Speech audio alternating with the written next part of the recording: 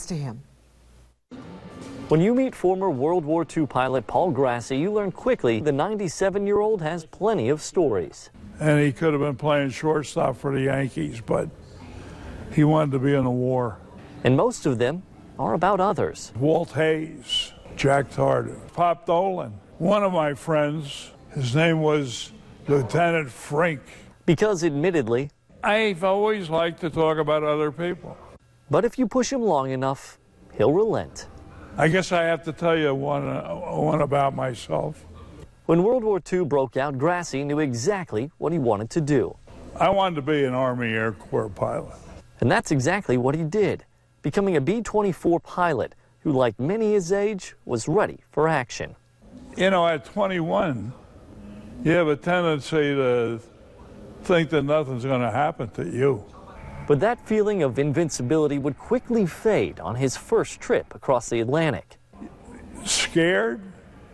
Really scared. See, for Grassi, things went wrong at the worst possible time. I get to the point of no return. 7 hours from land in any direction. My flight engineer came up to me and he said, we got a problem. The problem? They weren't able to transfer fuel to their main tank. So Grassi called out on the radio, hoping for help. Luckily, it came. And I call it the night God winked at me. A wink or a voice on the other end of the radio, helping them fix the problem, likely saving their lives. It's a moment Grassi never took for granted. A pilot had a tremendous responsibility. When you took off, you said, I got to get these guys back, you know. Something he was able to do that night and on 13 other missions, fighting the elements. The weather was brutal.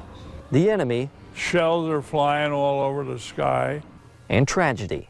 We lost 100 bombers that day. Grassi survived. I was fortunate enough to hang in.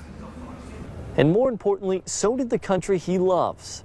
We did a good job fighting a war where we had to win.